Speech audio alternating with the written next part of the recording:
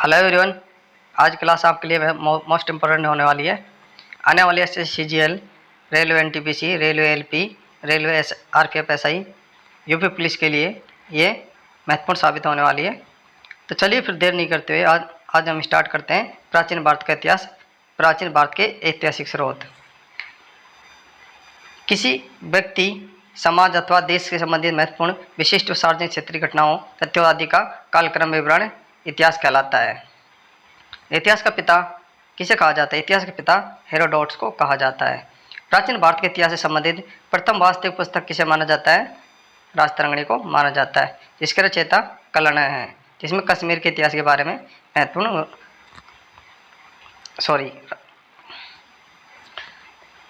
उत्कीर्ण चिन्ह वाले प्राचीन सिक्के क्या कहलाते हैं? आज सिक्के कहलाते हैं, जिन्हें पंचमार का सिक्के कहते हैं। आज सिक्के उन्हें कहते हैं जो ठप्पा मारकर बनाए जाते थे। सिक्कों के अध्ययन को मुद्राशास्त्र, न्यूमिस्टिक्स कहा जाता है। भारत के प्राग ऐतिहासिक खोज प्रारंभ करने का श्रेय डॉक्टर प्राइमरोज को जाता है। किसको जाता है? डॉक्टर प्राइमरोज को जाता है। भारतीय प्रादेशिक अध्ययन से संबंधित प्रीहिस्टोरिक इंडिया किसकी कृति है? स्टुअर्ट पिगट की है। चीनी यात्रियों ने अपने यात्रा वृत्तांत में भारत के लिए किस शब्द का प्रयोग किया था? इंतु शब्द का प्रयोग किया था। उत्कीर्ण लेखों के अध्ययन को क्या कहा जाता है? उत्कीर्ण लेखों के अध्ययन को अभिलेखा शास्त्र कहा जाता है। लिपियों के विकास के अध्ययन को पुरालिपि विधा कहा जाता है। सर्वप्रथम भारतवर्ष का नाम उल्लेख किस अभिलेख से प्राप्त हुआ है? आर्थिकोपा अभिलेख से प्राप्त हुआ है। प्राचीन भारत का सर्वप्रथम सुयोजित इतिहास किसने तैयार किया था? ये किया था B.A. स्मिथ ने किया था। किसने? B.A. स्मिथ ने किया था। इतिहास हिस्ट्री का कालक्रम, इसको हम 3 भागों में डिवाइड कर सकते हैं। प्रागैतिहासिक काल, प्रीहिस्टोरिक पीरियड, ऐतिहासिक काल, प्रोटोहिस्टोरिक पीरियड, ऐतिहासिक काल, हिस्टोरिकल पीरियड। प्रागैतिहासिक काल मानव उत्पत्ति से 3000 ईसा पूर्व तक माना जाता है। इसमें पुरातात्विक साक्ष्य अध्ययन का एकमात्र स्रोत है, क्योंकि लिखित साक्ष्य उपलब्ध नहीं है। आध्यात्मिक काल में क्या है कि 3000 ईसा पूर्व से 6000 ईसा पूर्व तक का, इसमें लिखित साक्ष्य उपलब्ध है किंतु उन्हें पढ़ा नहीं गया, ये अपठनीय है। ऐतिहासिक काल 600 ईसा पूर्व से आगे का इतिहास है, जो पुरातात्विक एवं साहित्यिक स्रोतों दोनों के प्रकार के साक्ष्य उपलब्ध है, जिन्हें पढ़ा जा सकता है।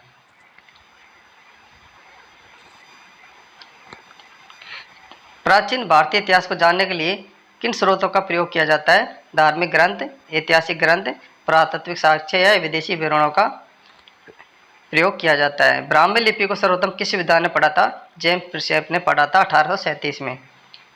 भारत के प्राचीन ग्रंथों का संकलन कर्ता किसे माना जाता है? महर्षि कृष्णदेव व्यास को माना जाता है। पौराणिक मान्यता के अनुसार भारत के प्राचीनतम राजा कौन थे? वैवस्वत मनु थे। वायु पुराण में किस वंश का उल्लेख मिलता है? गुप्त वंश का मिलता है। कौटिल्य के अनुसार से किस वंश के इतिहास की जानकारी मिलती है? मौर्य वंश की मिलती है। जैन धर्म का प्रारंभिक इतिहास किस ग्रंथ से संबंधित है? कल्पसूत्र से ये संबंधित है। भारतीय पुरातात्विक सर्वेक्षण आर्कोलॉजिकल सर्वे ऑफ इंडिया संस्कृति मंत्रालय के अंतर्गत एक संलग्न संगठन है। मत्स्य पुराण किस वंश से संबंधित था? ये आंध्र सातवाहन वंश से संबंधित था। विष्णु पुराण किस वंश से संबंधित था? मौर्य वंश से संबंधित था। खरष्टी लिपि किस प्रकार की लिपि है? लिखी जाती थी दाएं से बाईं ओर लिखी जाती थी। नारदी स्मृति से किस वंश के विषय में जानकारी मिलती है? गुप्त वंश के बारे में जानकारी मिलती है। स्मृति ग्रंथों में सबसे प्राचीन प्रमाणिक पुस्तक कौन सी है? मनु स्मृति है। शुंग काल का मानक ग्रंथ किसे कहा जाता है? मनु स्मृति को कहा जाता है। स्त्री को पुरुष की अर्धांगिनी किस ग्रंथ में कहा गया है? शतपथ ब्राह्मण में कहा गया है। महाभारत का प्रारंभ उल्लेख आश्वल्यायन ग्रह सूत्र में मिलता है। प्रारंभ में इसमें मात्र 8800 श्लोक थे। इसका नाम जय संहिता था। कुछ समय पश्चात यह बढ़कर 24,000 श्लोक हो गए। भारत नाम से प्रसिद्ध हुआ। अंत में 1 लाख श्लोक होने के कारण इसे शतशास्त्री संहिता कहा गया या महाभारत कहा जाने लगा। पुरालेख विद्या से क्या अभिप्राय है? शिलालेखों का अध्ययन। पुरावशेष का महानतम अन्वेषक किसे माना गया है? डार्विन को माना गया है। इब्न बतूता का यात्रा वृत्तांत किस नाम से जाना जाता है या किस नाम से प्रसिद्ध है? रहेला के नाम से प्रसिद्ध है। वैनसांग ने किस विश्वविद्यालय में बौद्ध धर्म का अध्ययन किया था? नालंदा विश्वविद्यालय में किया था।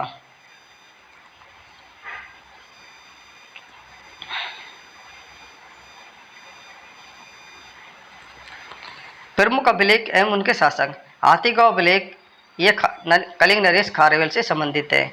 एवल अभिलेख ये पुलकेशिन द्वितीय से संबंधित है। नासिक अभिलेख गौतमी वल्लभ श्री से संबंधित ये अभिलेख है। जूनागढ़ अभिलेख ये रुद्रदामन से संबंधित है। प्रयाग स्तंभ अभिलेख ये समुद्रगुप्त के बारे में जानकारी देता है। मंदसौर अभिलेख मालव नरेश यशोवर्मन के बारे में ये बताता है। ग्वालियर अभिलेख प्रत्यार नरेश भोज के बारे में बताता है। देवपाड़ा अभिलेख बंगाल शासक विजय सेन के बारे में ये बताता है। भीतरी व जूनागढ़ अभिलेख स्कंद गुप्त से ये संबंधित अभिलेख है। बौद्ध स्तंभ लेख से किसकी जानकारी मिलती है? सुंकाल की जानकारी मिलती है। हेनसांग ने अपनी यात्रा वृत्तांत का वर्णन किस पुस्तक में किया था? सीयूकी में किया था। अरबी भाषा की पुस्तक किताबुल हिंद की रचना किसने की थी? अल-बरूनी ने की थी। मोरक्को यात्री इब्न बतूता भारत में मोहम्मद बिन तुगलक के दरबार में आया था तथा तुगलक ने उसे दिल्ली का काजी नियुक्त किया था। मार्को पोलो द्वारा किस राज्य की यात्रा का उल्लेख मिलता है? पांड्य राज्य की यात्रा का उल्लेख मिलता है। पतंजलि के महाभाष्य से किस वंश के इतिहास का पता चलता है? शुंग वंश के इतिहास का पता चलता है। चीनी लेखकों का वर्णन। चीनी लेखकों में पहला लेखक है फाहियान, जिसका समय काल है 399 से 414 ईस्वी। भारत दशा का विवरण इन्होंने दिया था। यात्री विवरण क्या था इसका? यह प्रथम चीनी यात्री था जिसने समुद्रगुप्त द्वितीय के समय भारत की यात्रा की थी। इसने गुप्त काल में वस्तु विनिमय का माध्यम कोडिया तथा चंद्रगुप्त मौर्य के राजप्रसाद राजमहल को देव निर्मित बताया था। वैनसांग 629 से 645 ईस्वी के बीच ये भारत आया था। इसकी रचनाएं थी सीयूकी पश्चात संसार के लेख। हेनसांग सम्राट हर्षवर्धन के शासनकाल के समय भारत आया था। इसने हर्ष को शिलादित्य की उपाधि से विभूषित किया। इसे यात्रियों का राजकुमार, शाक्यमुनि या नीति का पंडित भी कहा जाता है। इति सिंह 673 से 675 ईस्वी के मध्य ही आया। प्रसिद्ध बौद्ध भिक्षुओं की आत्मकथाएं इसकी रचनाएं हैं। चीनी बौद्ध यात्री जो नालंदा विश्वविद्यालय में अध्ययनरत रहा था। सत्यव्रता का प्रथम लिखित साक्ष्य 510 ईस्वी पूर्व में भानुगुप्त के एरन अभिलेख से प्राप्त होता है। किससे प्राप्त होता है? एरन अभिलेख से ये प्राप्त होता है। प्राचीन इतिहास में हमारा नेक्स्ट टॉपिक है पाषाण काल। पाषाण काल स्टोन एज को भी 3 भागों में डिवाइड किया गया है। 3 भागों में डिवाइड किया गया है। पूरा पाषाण काल पैलियोलिथिक एज, मध्य पाषाण काल मेसियोलिथिक एज, नव पाषाण काल नियोलिथिक एज। पूरा पाषाण काल 26 लाख से 900 ईसा पूर्व के मध्य माना जाता है। मध्य पाषाण काल 9000 ईसा पूर्व से 4000 ईसा पूर्व के मध्य माना जाता है। नव पाषाण का काल है 4000 ईसा पूर्व से 2500 ईसा पूर्व। मध्य पाषाण काल को पूरा पाषाण काल को 3 भागों में डिवाइड किया गया है। निम्न पूर्व पाषाण काल, मध्य पूर्व पाषाण काल, उच्च पूर्व पाषाण काल। निम्न पूर्व पाषाण का काल 26 लाख से 50,000 ईसा पूर्व है। मध्य पूर्व पाषाण काल 50,000 से 4,000 ईसा पूर्व इसका काल माना गया है। उच्च पूर्व पाषाण काल 40,000 से 9,000 ईसा पूर्व माना गया है। पाषाण युगीन अनुसंधान आरंभ करने का श्रेय किसे दिया जाता है? रॉबर्ट ब्रूसफुट को दिया जाता है। किसको दिया जाता है? रॉबर्ट ब्रूसफुट को दिया जाता है। मानव इतिहास का प्रारंभिक काल क्या कहलाता है? पूरा पाषाण काल कहलाता है। प्राचीन भारत के औजार और अस्त्र शस्त्र बनाने के लिए निवासी किस पदार्थ का प्रयोग करते थे? पत्थर, स्टोन का प्रयोग करते थे। प्राचीन भौगोलिक मान्यता के अनुसार भारत और किस द्वीप का खंड था? ये जम्बू द्वीप का खंड था। सर्वप्रथम मानव सदृश प्राणी जो होमोसेपियंस से प्रजातीय रूप से भिन्न था, उसे सामान्य रूप से किस रूप में जाना जाता है? पिंथेकोथेरापस के रूप में जाना जाता है। भारत में मानव के सर्वप्रथम साक्ष्य कहाँ से प्राप्त हुए? हथनोरा नर्मदा घाटी से प्राप्त हुए। पाषाण संस्कृति से लेकर हड़प्पा सभ्यता के सांस्कृतिक अवशेष किस पुरातन स्थल से प्राप्त हुए हैं? मेहरगढ़ से। जूते खेत के से कहाँ से प्राप्त हुए? कालीबंगा से ये प्राप्त हुए हैं।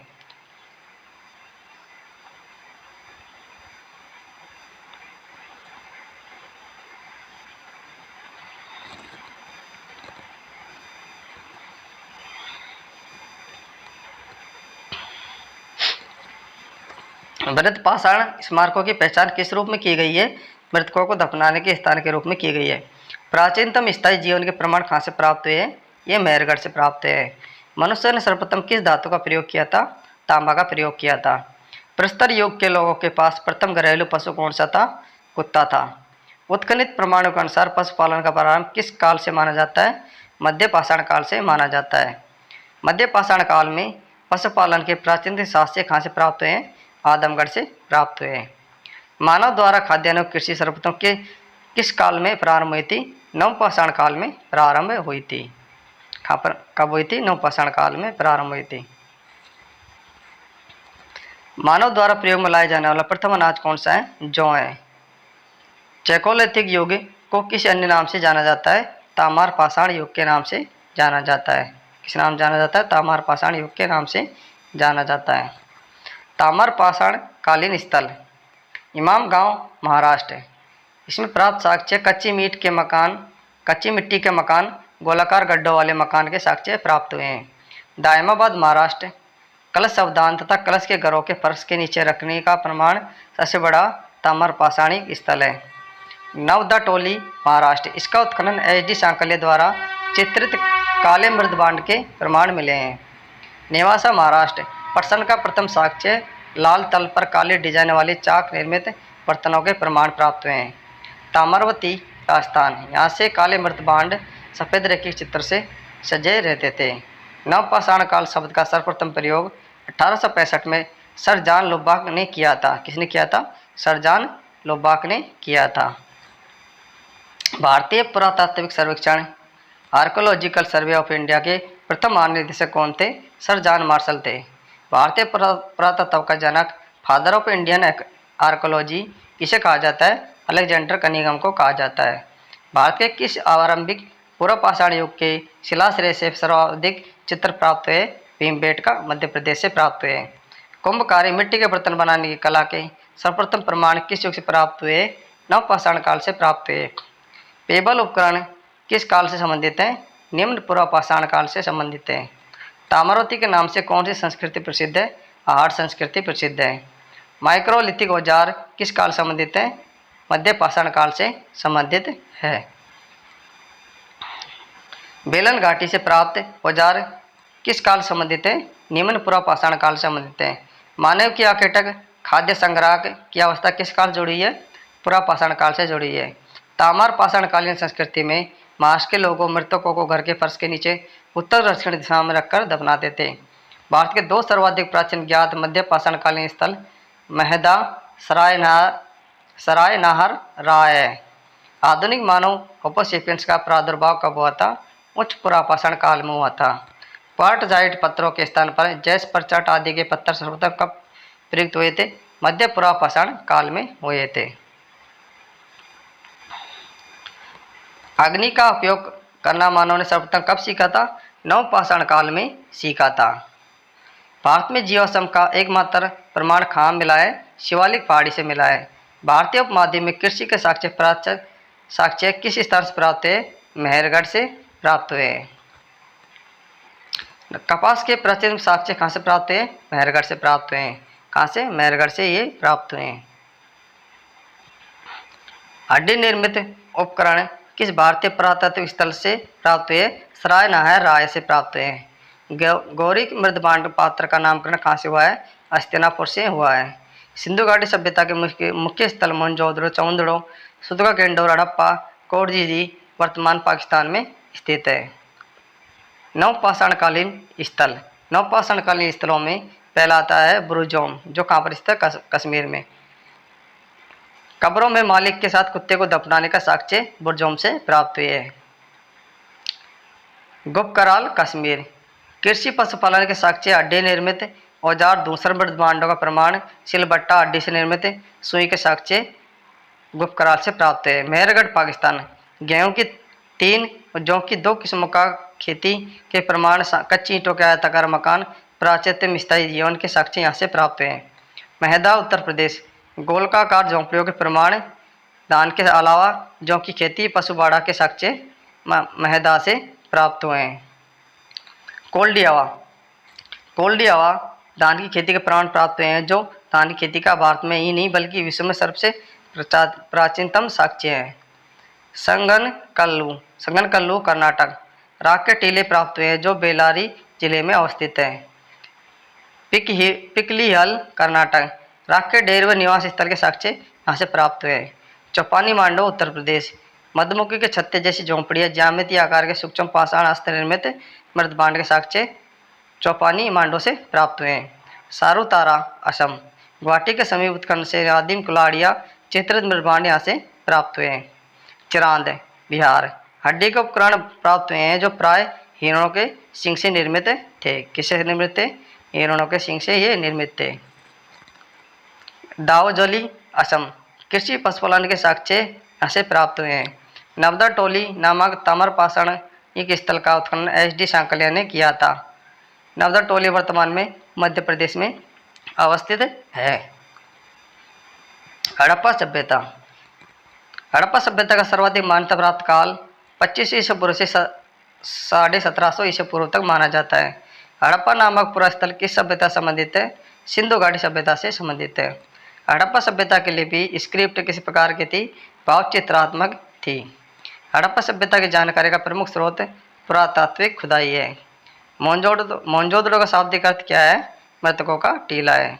सिंधु सभ्यता किससे संबंधित है? आदि ऐतिहासिक प्रोटोहिस्टोरिक एज से संबंधित है। मूर्ति पूजा का आरंभ कब से माना जाता है? पूर्व आर्य काल से माना जाता है। सिंधुवासियों ने पहली बार तांबे में टिन मिलाकर कांसा तैयार किया था, इसलिए इसे कांस्ययुगीन सभ्यता भी कहा जाता है। हड़प्पा की समकालीन सभ्यता रंगपुर कहाँ पर स्थित है? ये सौराष्ट्र में स्थित है। हड़प्पा संस्कृति का वह कौन सा स्थल है जहाँ दुर्ग व निचला नगर अलग अलग प्राचीरों से घिरे हुए थे? कालीबंगन। मोहनजोदड़ो हड़प्पा सभ्यता की पुरातात्विक खुदाई किसके द्वारा की गई थी? सर जॉन मार्शल के द्वारा की गई थी। हड़प्पा कालीन स्थलों में अभी तक किस धातु की प्राप्ति नहीं हुई है? लोहे की। सिंधु घाटी के लोग किसकी पूजा करते थे? माता देवी की ये पूजा करते थे। उत्खनित प्रमाणों के अनुसार सिंधु सभ्यता का स्थल बनावली हरियाणा घग्गर उसकी सहायक नदियाँ की घाटियों में स्थित है। धोलावीरा नामक पूरा स्थल किस राज्य में स्थित है? गुजरात में स्थित है। हड़प्पा संस्कृति के संदर्भ में शैलकृत स्थापना के प्रमाण कहाँ से प्राप्त हुए? धोलावीरा से प्राप्त हुए। कहाँ से? धोलावीरा से। हड़प्पा कालीन मोहरों का सर्वाधिक प्रचलित आकार कैसा था? वर्गाकार था। हड़प्पा संस्कृति के मोहरों पर घोड़े का अंकन नहीं हुआ है। आधुनिक देवनागरी लिपि का प्राचीन रूप क्या था? ब्राह्मी था। विश्व में सबसे पहले कपास खेती का आरंभ कहाँ से प्राप्त होता है? भारत में। सिंधु सभ्यता की समकालीन मिस्र की सभ्यता नील नदी के तट पर विकसित हुई थी। सिंधु घाटी सभ्यता से संबंधित वर्षम मुद्रा किस प्राकृतिक स्थान से प्राप्त हुई है? मोहनजोदड़ो से। मरण पट्टिका पर उत्कीर्ण सिंह युग देवता की मोहर कहाँ से प्राप्त हुई है? कालीबंगन से प्राप्त हुई है। लेखन कला की प्रणाली विकसित करने वाला प्रथम प्राचीन सभ्यता सुमेरियन सभ्यता थी। सिंधु घाटी सभ्यता गैर आर्य सभ्यता थी क्योंकि यह नगरीय सभ्यता थी, जबकि आर्य मुख्यतः कृषि पर आधारित थे। सिंधु घाटी सभ्यता को आर्य से पूर्व की सभ्यता रखे जाने का महत्वपूर्ण कारक मृदभांड है। भारत में किस प्रकार के मृदभांड द्वितीय नगरीकरण के प्रारंभ के प्रतीक माने गए? उत्तरी काले पॉलिशकृत मृदभांड, northern black polish fire. Bharat में चांदी की उपलब्धता के प्राचीनतम साक्ष्य किस सभ्यता से मिलते हैं? हड़प्पा सभ्यता से मिलते हैं। कहाँ से मिलते हैं? ये हड़प्पा सभ्यता से मिलते हैं। हड़प्पा काल की मुद्राओं के निर्माण में मुख्यतः किस पदार्थ का उपयोग किया गया है? सेल खड़ी का उपयोग किया गया है। हड़प्पा सभ्यता की सीमा ये मादा जम्मू कश्मीर से दाएं मादा महाराष्ट्र तक थी। पश्चिम में सुतकोकुंड और बलूचिस्तान पाकिस्तान से लेकर पूर्व में आलमगीरपुर उत्तर प्रदेश तक थी। लोथल को लघु हड़प्पा या लघु मोहनजोदड़ो भी कहा जाता है। इसके पूर्वी भाग में एक गुदीवाड़ा का साक्ष्य मिला है। दोस्तों, ये थी हमारी प्राचीन इतिहास की क्लास। इसमें हमने आज पढ़ा प्राचीन इतिहास के स्रोत का कालखंड और हड़प्पा सभ्यता। इतिहास को जानने के स्रोत कौन कौन से, उनके बारे में हमने अध्ययन किया। अगली क्लास में हम वैदिक सभ्यता, बौद्ध धर्म, जैन धर्म के बारे में पढ़ेंगे। आज के लिए इतना ही। अगर वीडियो आपको पसंद आई हो तो चैनल को सब्सक्राइब कर देना, बेल आइकन को दबा देना, जिससे कि आने वाले वीडियो की नोटिफिकेशन आपको प्राप्त हो सके। आज के लिए इतना ही। मिलते हैं फिर अगले वीडियो में। तब तक के लिए धन्यवाद। आपका भविष्य उज्ज्वल हो।